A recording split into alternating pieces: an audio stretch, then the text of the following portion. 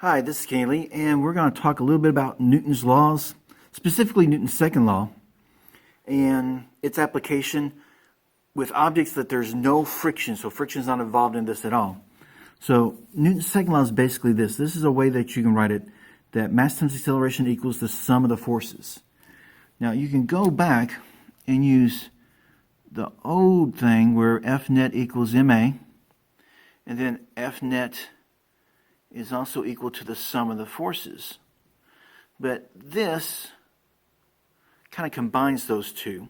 And a lot of times you're actually not looking for the net force, you're actually looking for a particular force or the acceleration of the object, maybe even the mass.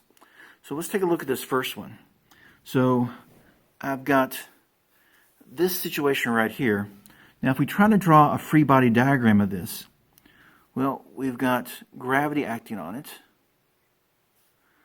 We have the normal force acting up.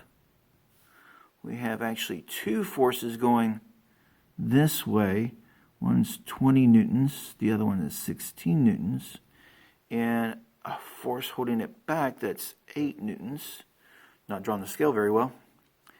But that summation is really for only the forces that's actually affecting the motion. So the normal and the weight of that object are canceling each other out because this block's not sticking in the table or being thrown up in the air.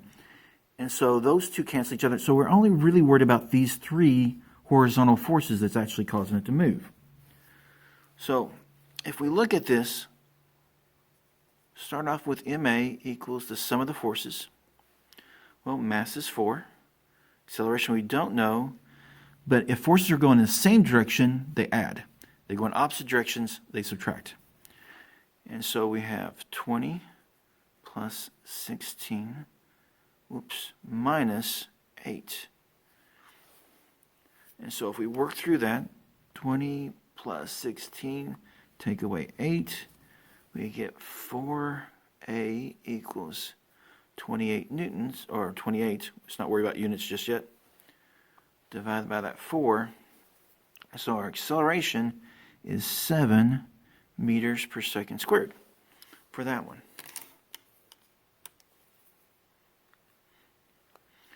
Let's try one where things aren't perfectly horizontal. Let's see if we can get one just slightly more complicated.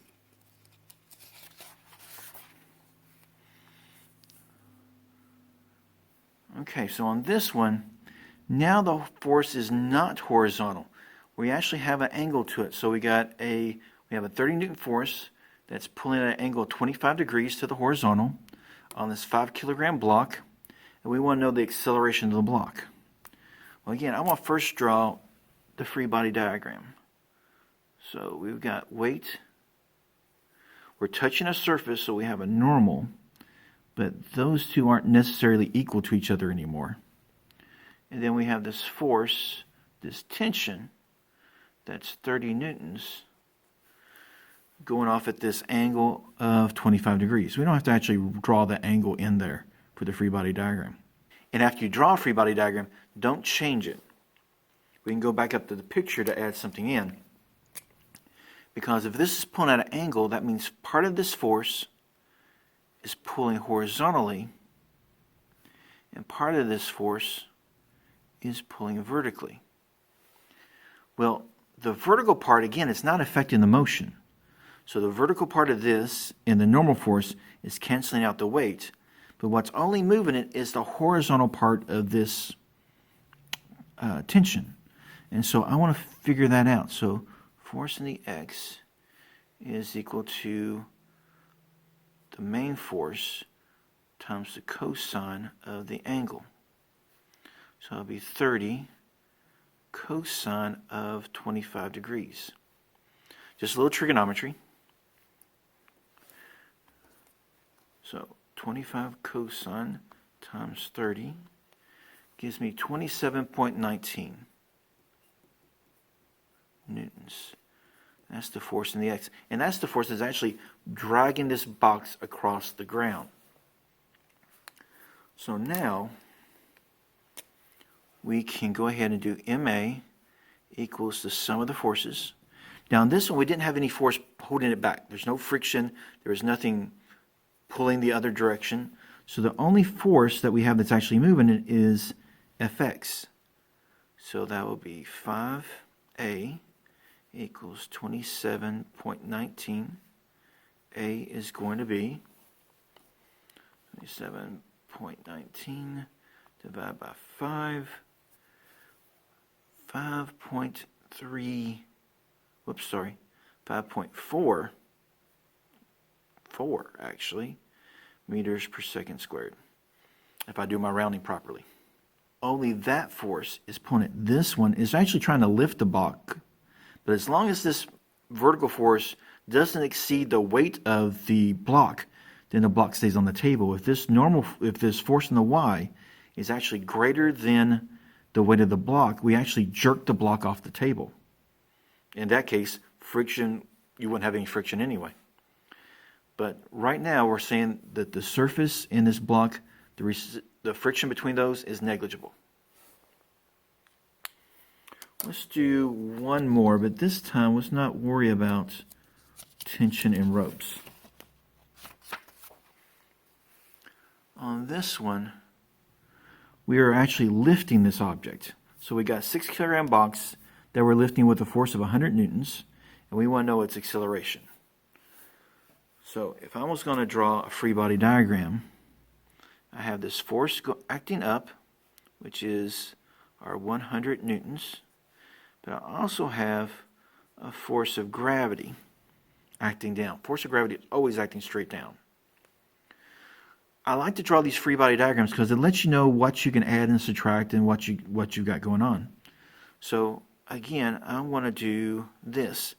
If I try to do MA equals the sum of the forces, well, I've got the force going up, but the force going down I don't know because it's the weight of the object. So I can go back and actually figure out the weight of the object. Fg equals mg.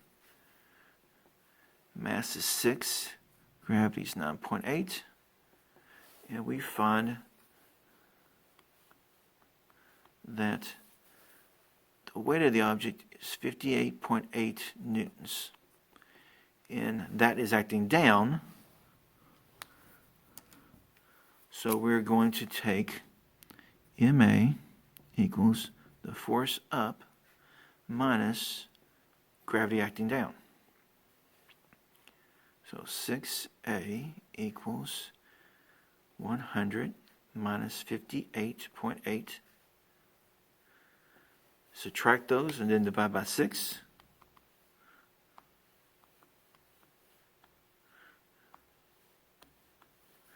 And we get an acceleration of 6.87 meters per second squared. So there are some sample problems with Newton's second law, no friction involved. You have basic problems where a rope's being pulled horizontally, a rope's being pulled at an angle, and now we're lifting an object. The hardest part about lifting the object is that you got to remember that you have to overcome gravity in that one. But you don't have to really worry about too much with the other two types of problems. Thank you, and tune in again, and we'll do some with friction. Goodbye.